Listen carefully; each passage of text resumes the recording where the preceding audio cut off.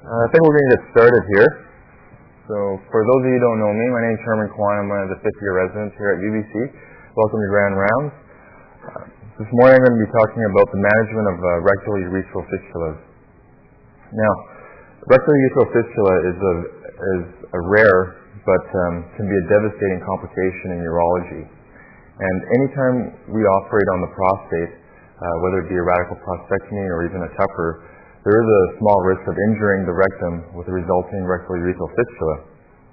There is some literature on the incidence and the management of these types of fistulas. However, there's a newer entity on the horizon for us urologists, and that is rectourethral fistulas formed after brachytherapy or external beam radiation. There's definitely a paucity of literature on the incidence, and never mind the management of these difficult problems. So this slide summarizes essentially what I want to tell you this morning. I want you to think about the iatrogenic rectourethral fistula in terms of those not caused by radiation and in terms of those caused by radiation. So on the left-hand side, those fistulas formed from, let's say, an injury during a radical prostate.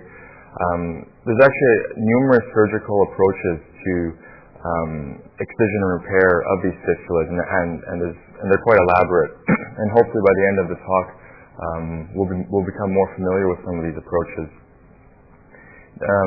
The success that we see with these repairs is actually quite reasonable, and it's because there's the presence of healthy tissue around the fistula, which permits proper healing.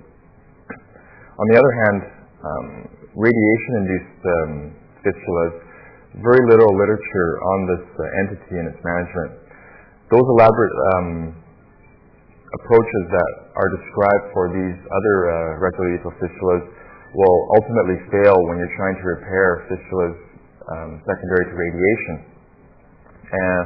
There's very little literature, as I said, but from the couple case series that look at this, it seems as though the only way patients will become symptom-free is if you perform an anterior exenteration in the form of a cystal prostatectomy and ileal loop diversion, and also you divert their fecal stream with a colostomy. As a broad overview, rectourethral fistulas can be congenital, or they can be iatrogenic, which will be the focus of today's talk. They can also be from trauma, and we can see this as urologists, from blunt or penetrating pelvic trauma. Neoplasms can obviously cause this problem, as well as inflammatory conditions. So just back to the iatrogenic rectourethral fistulas, they can be caused by the procedures that we perform on a daily basis, QRPs, cryotherapy, radical prostatectomy, and perineal prostatectomy and simple prostatectomy. As you can see, the incidence is quite low, anywhere between 0 to 5% for cryotherapy. Radical prostatectomy, the incidence can range anywhere from 0.2 to 2.9%.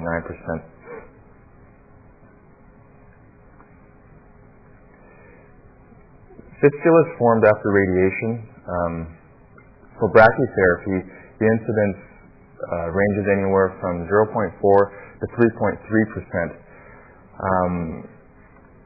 The authors of these articles have tried to list risk factors for the development of rectourethral fistulas after brachytherapy, and it's believed that brachy monotherapy is less of a risk factor than when you combine brachytherapy and external beam radiation, and that's less than salvage brachytherapy.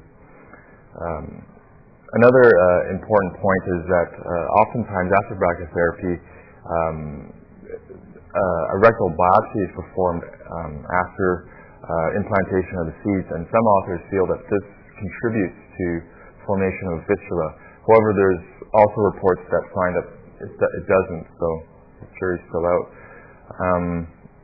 One article stated that patients on neoadjuvant hormone ablation seem to have a higher incidence of fistula formation.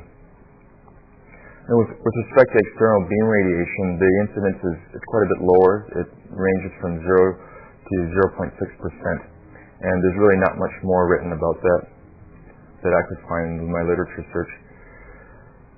Now, when these patients present, their presentation is not subtle. It's not hard to make the diagnosis. The patients oftentimes will have fecal urea, they'll have pneumaturia, and they'll have urine per rectum. And in fact, about 12% of iatrogenically caused fistulas will present with pelvic abdominal sepsis, and the patients will be very, very ill, and they'll require an urgent exploration and fecal diversion. Oftentimes, these fistulas are palpable on digital rectal exam, and this is especially true with the radiation-induced fistulas. They're very large. They're oftentimes larger than 1 centimeter in diameter. The presentation post-radiation, they may initially present with severe rectal pain, and that's from the mucosal ulceration they get from the radiation. Interestingly, the pain dramatically resolves when the rectal wall breaks open and fistulizes. So this is a CT scan that we hope not to see. You can see a very large fistula here going into the prostatic urethra. These are the seeds in the prostate. As far as securing your diagnosis, you have several radiological options. CT scan with oral and rectal contrast, a barium enema, voiding cystourethrogram is possible. A very simple test is just placing methylene blue in the bladder. It's not a radiologic procedure, but you could just put some methylene blue in the bladder and then do a rectal exam or ask them to defecate. However, from our point of view, the highest yield comes from cystoscopy. Direct vision of the urethra will make the diagnosis. You can also perform a cystourethrogram. When you're examining the bladder, if you see a fistula in the trigone, you could have a rectal vesical fistula. Fistula is going to the ureter, so at that point it's important to do retrograde pyelograms. Many authors advocate biopsying any fistula in patients with a previous history of any pelvic cancer.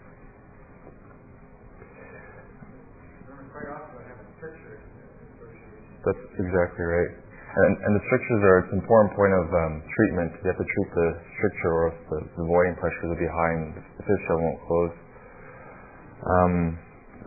From the general surgeon's point of view, sigmoidoscopy is also very important.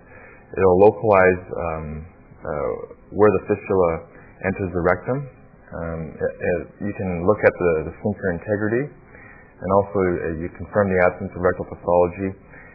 More importantly, you'll define the extent of radiation injury, which will dictate what sort of repair you will do.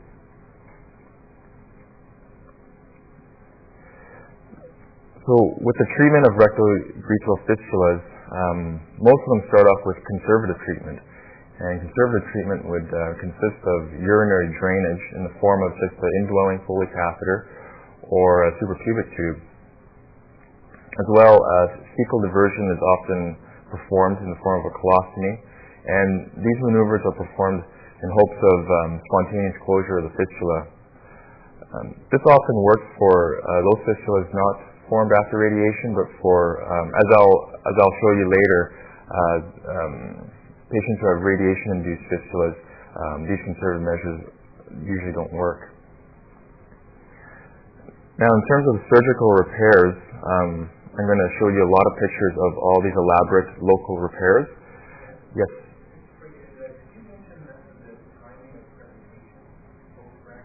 I didn't.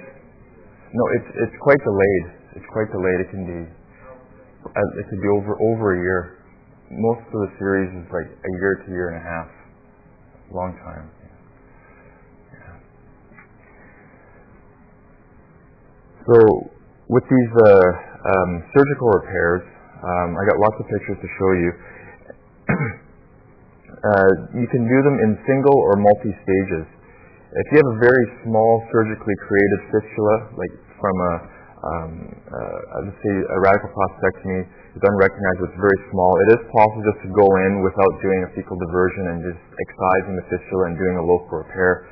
However, if the patient's more sick or if there's pelvic abscess, it might be wise to do a multi-stage procedure in the form of doing fecal diversion. That would be the first stage. Second stage would be a local repair. And a third stage would be taking down the colostomy.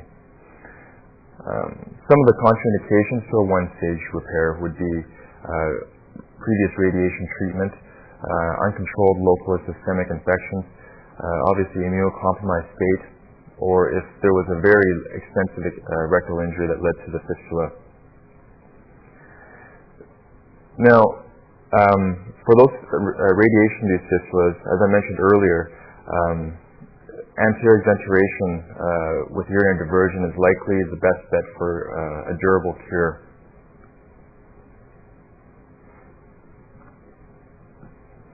Just with a word on fecal diversion, it's a little bit controversial who needs colostomy and who doesn't.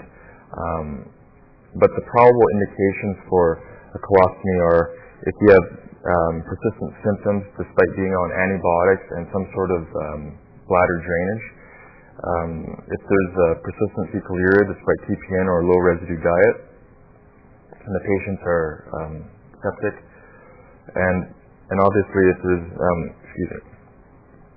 radiation-induced fistulas, those patients will require fecal diversion. For the non-radiation-induced fistulas, if it's small, as I said earlier, you probably don't need to have a colostomy and just go in with a local repair. From the case series, there was a lot of success. Just with a small fistula. It's exact. Yeah. There's no randomized studies. If you have a fistula early, you would do well. If you have a fistula late, pretty. Yeah. I agree. Yeah, especially with the first fistula thing. Herman, could you repeat the question when they're asked we can? Oh, sure. I'll just sign off. Dr. McLaughlin was just saying that it's probably unwise to not divert the fecal stream, especially for these kinds of fistulas. Okay, so surgical principles of these local repairs. The positioning of the patient is very important. Some of the positioning we're not so familiar with as urologists. Some of them require the patient being prone and in a jackknife position. The fistula tract should be excised completely. The suture line should be non-overlapping and definitely under no tension. The urethral and rectal suture line should be separated by some sort of flap, and in these types of repairs, gracilis muscle flap, pedicle flap, and rectal mucosal flaps have been described. And effective urinary and fecal diversion is very important. Herman, if you're advocating a jackknife prone position, how do you give a gracilis muscle flap? The question was if the patient's in a prone jackknife position, how do you get a muscle flap in place? That's one of the downsides to that prone position, the York-Mason approach. It's difficult to advance this gracilis flaps, but in the case series that I'll present just a little bit later, they do it. They don't describe exactly how they do that though, because it's difficult. It's a lot easier with the patient in lithotomy.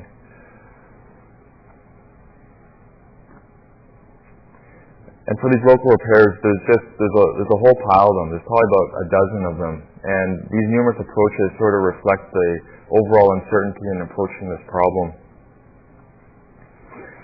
So before we look at, did someone have a question? Before we actually look at the procedures, just to help you understand, the surgical approach is you need to think, is the incision going to be posterior or anterior to the anal verge? As you see here up on top, this is This incision is anterior to the anal verge. The patient's in lithotomy. This is the patient in prone in a jackknife position. They're making an incision from the anal verge and right up to the right to the coccyx. Something else to consider is that some of these approaches are transsphincteric, meaning that they actually cut right through the anal sphincter. The other thing to consider is whether or not the incision is in the midline or sagittal. And generally speaking, midline incision is safer because you avoid the nerves for fecal and urinary incontinence. Finally, there are some endoscopic procedures described, but obviously open procedures are more common because endoscopically you'd have very little maneuverability and you're limited in the types of instruments you can use. This slide summarizes the direction of all these repairs. So A here, this would be your transabdominal approach. It's an approach that we're familiar with, but provides extremely poor exposure and for the most part is not recommended. The Crafty approach is a posterior sagittal, so the patient's prone in a jackknife position, but instead of going right through the midline, the incision is paramedian. Now, the most popular approach is coming in through here. See, it's the York-Mason approach. The patient's prone. It's transrectal and transsphincteric. I'll actually go over what that actually means in the next slide. Finally, you can have transanal, just without making any skin incisions, right through the sphincter. And perineal, which is another approach fairly well known to urologists. I add this one here. It's not illustrated in the slide, but an anterior transanal rectal essentially means the patient is in exaggerated lithotomy, but the incision extends right through the anal sphincter and provides excellent exposure to the fistula. So this is the York-Mason approach to rectal urethral fistula repair. From the case series that I've reviewed, it's the repair that's embraced by most urologists who see this kind of problem. So here, the top left, you see that the patient's prone. The incision extends from the anal verge, so you actually cut through the sphincter right up to the level of the coccyx. So here you can see the sphincter is just splayed wide open. It's also transrectal, so this is the posterior rectal wall here, and then they've cut right through the posterior wall of the rectum, which gives you good exposure, and you can see the fistula here. They advocate aggressive excision of the fistula, and again, Dr. Mamson's point of putting a flap, it seems very difficult to rotate a gracilis flap, but in the series that I'm going to present, that they do somehow manage to do that.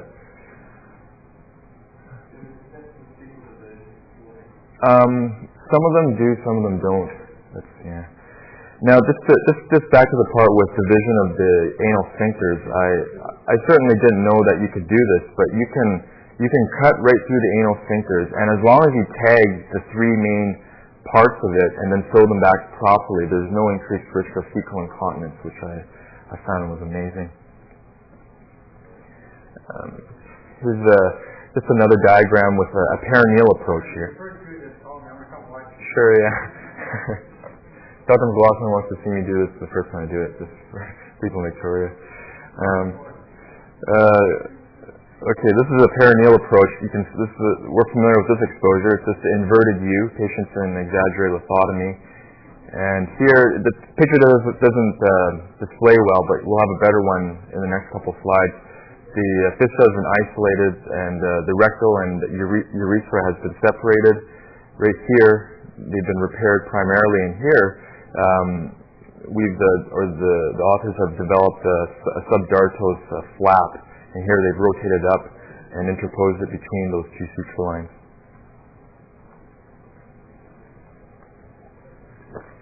The next few slides come from contemporary urology from earlier this year. They have some great pictures on these repairs. And this is your anterior transanal sphincteric. And again, the approach, it's exaggerated lithotomy. The incision's anterior to the anal verge, and you can see we've cut right through the sphincter again, and then right through the rectal wall, right to the level of fistula. So here you can't see the fistula is gone now because they've cut right through it. Do you think about it, Herman? Yeah.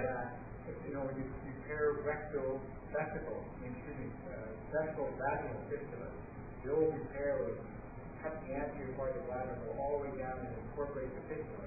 It's called the Dorsey repair. That's what they've done. Instead of opening the bladder to the fistula, which is they've opened the rectum. Yeah, exactly. It's a modification of the Dorsey. Instead of using the bladder, they use the rectum. Same principle. Take the tissue all the way down to the fistula and excise the fistula like a tennis racket. Close it and close it. Okay. Just for Victoria, Dr. McLaughlin was just saying that this type of repair, he's just trying to correlate it with the previously described vesicovaginal fistula repairs. Dorsey repair. Okay. Yeah. And here they've repaired the urethra here, and here they're repairing the rectum, and here they're interposing this gracilis flap. And you can see it'd be a lot easier to rotate this flap with the patient in lithotomy position. Here's an anterior perineal approach, inverted U incision, something we're familiar with. In fact, this approach is advocated for very large and complex fistulas. Here they're actually going to be using a buccal mucosal graft, and they're going to be sewing it in right here. So here they sew in the buccal mucosal graft, and they've repaired the rectal injury in a transverse fashion to prevent narrowing the rectum. Yes.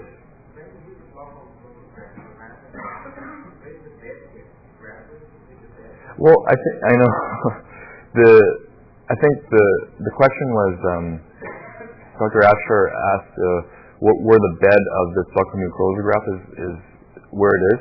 This is actually the prostate. So I'm not sure. It doesn't make much sense to me, but I guess it's taking blood supply also from the prostate. But I suppose half of the blood supply is also coming from the flap. But the way they've done it is the inner cheek side of the graft is facing the blue and the urethra, and the blood supply has to come from the graft. Oh, I see. Okay. Pretty tenuous. So it would imbibe and then inoculate. Any serious connection between the graft and the graft. Okay. Okay. Okay. Dr.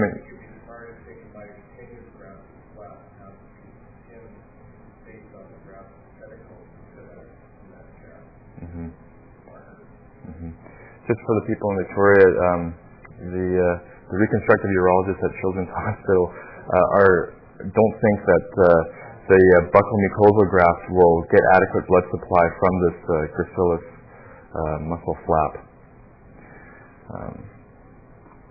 Okay, so this is back to the point Dr. McLaughlin mentioned that oftentimes these fistulas are associated with bulbar urethral strictures, and here the patient's had a stricture in the bulbar urethra. It's been also excised, and in the next picture it's pretty cavalier. They've actually placed two buccal mucosal grafts here to repair the urethral fistula, urethral defect and the prostatic defect. It's been done. It's in the Leahy Clinic. The Leahy Clinic. This is Dr. Zimmerman. Yeah.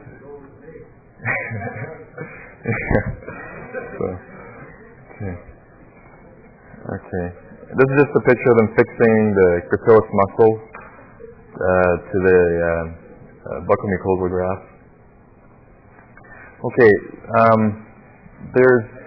There are a few case series on the management of these iatrogenic fistulas, and I'm just going to go over one of the larger series. And one of the larger series from the Mayo Clinic involved just 16 fistulas over a period of about 15 years. So a major referral center, they saw 15 cases in 15 years. 15 of the cases were from prostate cancer. One of them was from bladder cancer.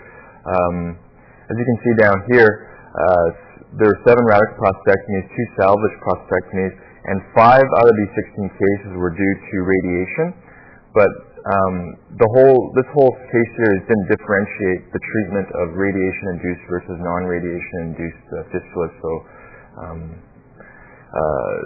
now, the one interesting patient is this patient had a radical cystectomy at a continent diversion and developed a urethral stricture, and during dilation of his stricture, he actually got a rectal urethral fistula.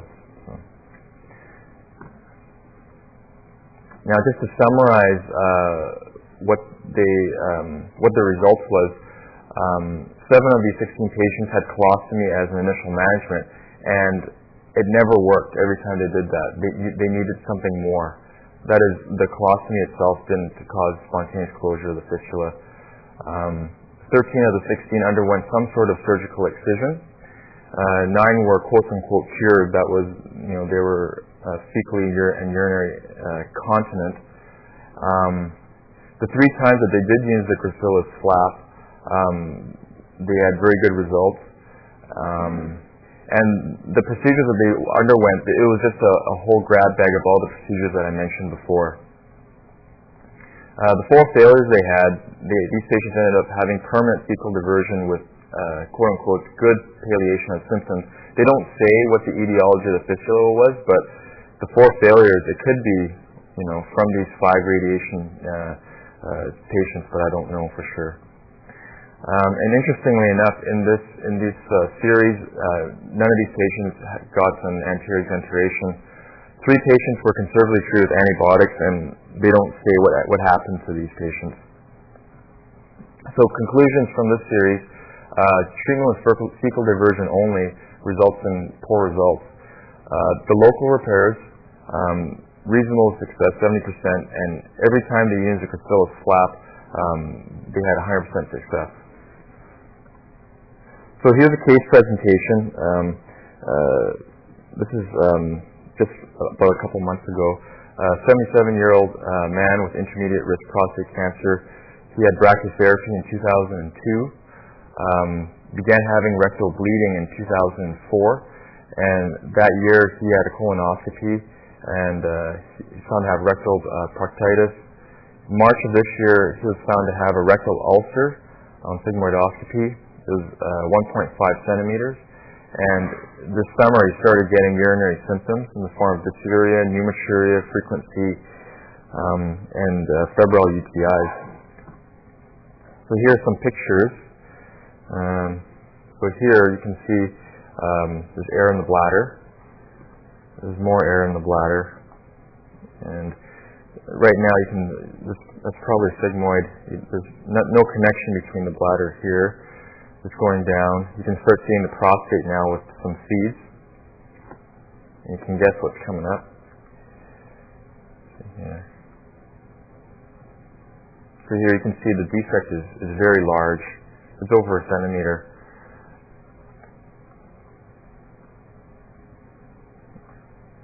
Okay, so.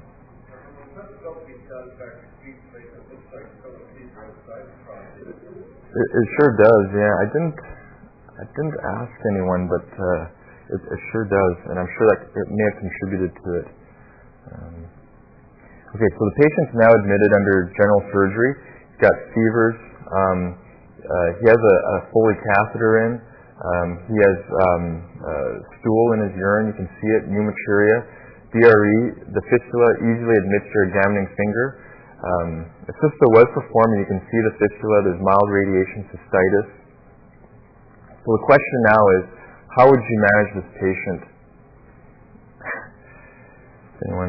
So with fecal, okay, who would do a colostomy? You think it's important? So most people would want to do a colostomy. For urinary drainage, is it sufficient just to have a Foley and a suprapubic? These are the questions we're asking ourselves when we're talking to this patient. Or is a urinary diversion required? And all those elaborate repairs that we just learned about, is that going to work in this kind of patient with this size fistula? We'll get back to the case at the end of my presentation. There's been just two articles that I could find that were helpful in guiding the management of fistulas post-radiation. One of them was from the British Journal of Urology last year. It was called "The Devastating Complications After Brachytherapy in the Treatment of Prostate Cancer." It was a chart review, and there was 11 patients with rectourethral fistula. All these patients initially had a diverting colostomy. So what happened was these patients came from external centers, had diverting colostomy, and then they were referred to this tertiary care center. 4 of them had a simultaneous suprapubic tube diversion. And the interesting thing is, in this case series, there was 2 management arms. One of them was for the patients that were found to have severe radiation damage and really bad symptoms with a large fistula. There were 7 patients in this management arm, and then in the second arm there was those with minor radiation damage and who were more importantly found to have good bladder dynamics. They didn't have any urinary symptoms and they were continent. There's 4 patients in this management arm. So this diagram shows what happened to the 7 patients with really bad symptoms. Again, large fistula, a lot of radiation damage. They essentially all underwent major surgery and urinary diversion. 6 of them went to cystal prostatectomy with a fistula closure with a momental wrap, and they report that they all were doing well with no recurrence of the fistula. Interestingly enough, 1 patient underwent just a prostatectomy. They left the bladder alone, and they closed the bladder neck, and I believe they gave the patient a continent vesicostomy. They didn't elaborate on it much more, but the important point from this patient is when the patient returned a few months later and they tried to close the colostomy, the fistula recurred, the patient got septic and actually died from this attempt. It's a little bit blurry, this slide, but the 4 patients that had minimal radiation damage, interestingly enough, 1 patient refused treatment, and actually he voids per urethra and per rectum and is reportedly doing quite well. 3 patients actually underwent an elaborate repair, a York Mason repair with fistula closure, and they report they used a gracilis flap. Interestingly, 2 of these 3 patients developed secondary tumors. One of them ended up getting a neuroendocrine tumor of the rectum and then died. And then another one was found to have a prostate leiomyosarcoma and eventually died. You have 1 continent patient and 3 dead patients. Yeah, no. Dr. McLaughlin says we have 1 continent patient and 2 dead patients. 3 dead. Yeah, well, they reported that the follow-up was short, but before they died, they were continent. Like, I'm serious. Yeah, maybe they're aneurysm there. So, yeah. So interpret it as you like, but they were pretty cavalier in trying to do a local repair with these radiation-induced fistulas. So I'll just try to summarize what they were trying to tell us here. All the patients received a colostomy as initial treatment, and it was unsuccessful. They needed something more. The patients with the major radiation damage, they got anterior exenteration, fistula closure with urinary diversion, and it was actually good success. 9 out of 11 cases were successful. And those with minor radiation damage, they underwent the York Mason procedure, and even though some of them died prematurely from other causes, they were reportedly continent following the surgery.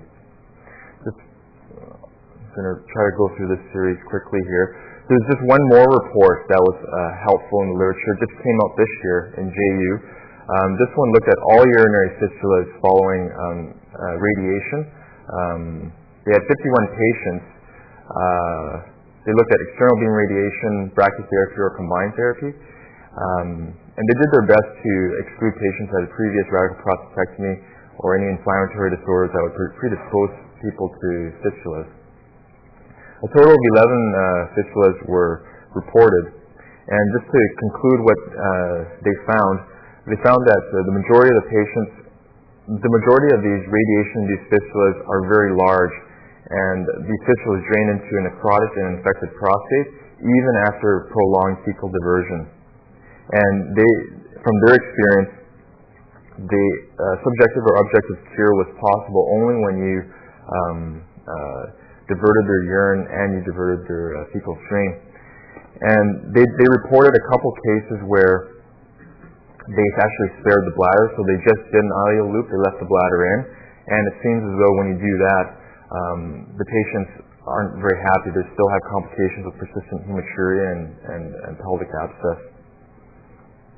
And they proposed an algorithm of rectourethral fistula. If it's symptomatic, you need to treat it. And they base their initial approach on the size. So they feel that if the fistula is large, like if it's greater than 1.5 centimeters, you're definitely supported in doing immediate urinary and fecal diversion in the form of anterior exenteration and ileal loop, and then a colostomy. They state that if fistula is smaller, you're probably justified in just doing the colostomy and then draining the bladder. But if the fistula doesn't close and the fistula is in a reasonable location, that is, it's away from the sphincter, you can try to repair the fistula by resection and reanastomosis, or just excising the fistula, and eventually you can take down the colostomy. So this is a summary of just the treatment principles of these fistulas. You need to divert the fecal stream. Bladder drainage alone, suprapubic tube or urethral catheter, it's unlikely to result in a cure except for really small fistulas with minimal radiation damage. And the only way you're going to cure these patients or make them symptom-free is with an ileal loop diversion and a colostomy. And if you're going to do the surgery, don't leave the bladder in. So just back to the case, this patient was symptomatic despite oral antibiotics, and he had an indwelling catheter for quite some time. And he was brought to the OR for a diverting colostomy. Prior to this OR, we spent a lot of time talking to the patient, and the urologist involved did try to get the patient to consent to a cystectomy and ileal loop, but the patient refused. So in the OR, we just put in a suprapubic tube. The patient, I just called the general surgeon last week to get an update, and the patient apparently has no more symptoms, doesn't have any fevers, and presently is undergoing hyperbaric oxygen treatment. So that's what the general surgeon is doing. In terms of the final repair, the general surgery staff is still unsure what he's going to do. He might just leave him with a colostomy, or if his symptoms come back, he may ask us to proceed with a cystal prostatectomy. If he is going to do a local repair or try to fix it, he said that he's not going to do one of those elaborate repairs. He's going to try to do some sort of rectal pull down to get some fresh tissue down, and then he'll do a coloanal anastomosis. But overall, he said that this is a new problem, and he's very unsure of how to approach these types of fistulas. That's it. Yeah. No, we didn't do that. But you're right. Most of the authors would suggest that you should biopsy these fistulas. For prostate cancer, there's different. It depends on how healthy the patient is. Actually, can you repeat the question?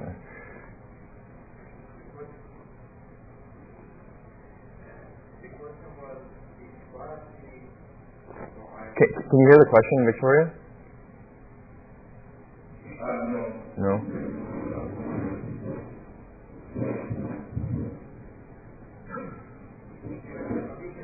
Okay, yeah. Dr. Afshar asked if whether or not we biopsied the fistula or not. We didn't biopsy the fistula, and the question is if the fistula was biopsied and it came back as prostate cancer, what would we do? I think that's a difficult problem, and people would do different things. I think you could start with hormones because that's metastatic disease. If the symptoms are really bad, you could be justified in proceeding with a cystoprostatectomy. I don't have a good complete answer. Dr. Young? Herman, when you review these histories, is it your impression that this is an increasing problem, an increasingly frequent problem, secondary to brachy? Because fistulas from external genes, if you look in the last 15 to 20 years, are extremely rare. Conformal mapping and lower doses, etc. I have to go back to when MGM was a young boy. You see a lot of rectory fistulas from external genes, and yet you've got a series here of 11 from brachy and another 9 or something like that. Are we going to be seeing more and more of these? Yeah, that's a good question. Dr. McNeil is asking whether or not, from my review, whether I think the incidence of brachytherapy-induced fistulas are increasing or decreasing. I'm not entirely sure. I think that the thing that I don't understand is why brachytherapy has been around for quite a long time, and I don't know why there's so little studies looking at the actual incidence. I don't think it's actually increasing. I just think that people are just starting to report them now. Some of the reviews that I looked at was trying to look at whether or not the dose and the experience of the brachytherapist was important in the rate of incidence, and they found no correlation. So it really is a black box. But I think we are going to see more because, I don't know, here at Vancouver General, there's been 2 in the last couple